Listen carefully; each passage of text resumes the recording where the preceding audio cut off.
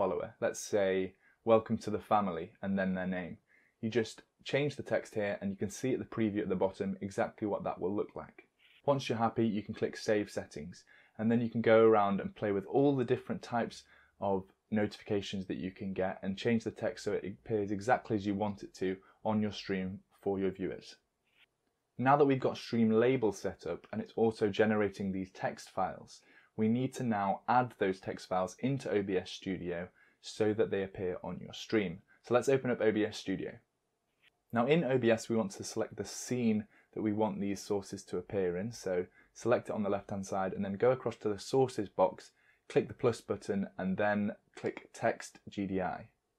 Name it something easy to remember, because if you're going to be adding a few of these different labels you don't want to be getting mixed up as to which one is which. So let's do the recent follower and we're just going to name it recent follower. Now we can play around with the font and colour and size in just a second, but first things first, let's get OBS actually reading the file. So if you select the checkbox next to Read from File and then click Browse and navigate to the folder that you set up earlier, then you'll want to find the text file that corresponds to the thing that you're wanting to add in. So for us that was recent follower. We find it here, select it and press Open. Now that we can see it's reading the file correctly, let's press Select Font to customize the font that we're using and also to change the size. Now, like I've said in a number of different videos on OBS, you want to be changing the font size here rather than later on when you get the red box around your text and dragging it, because that will create jagged edges. It doesn't scale the text properly if you drag the corners. So you want to always be coming back into the font properties and adjusting the font size here if you need it larger or smaller.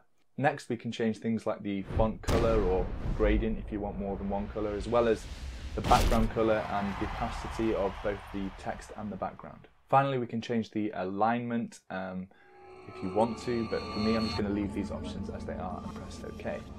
Now if we look at the top left of our OBS preview window, we can see the red box, maybe with some text in the middle if we've already got a recent follower, and we can now drag that around to wherever we want to position it within our stream. As always, make sure that you're looking down at the sources window and making sure that this text is above any gameplay or webcams or overlays that you want the text to appear above. Now all we need to do is repeat that same process for any other labels that we want to add to our stream. And one thing that's really worth mentioning is that you need to have stream labels open and running whenever you're streaming and you want these labels to appear, because the software actually needs to be running to generate the updates to these text files. So if you don't have it running, it's not going to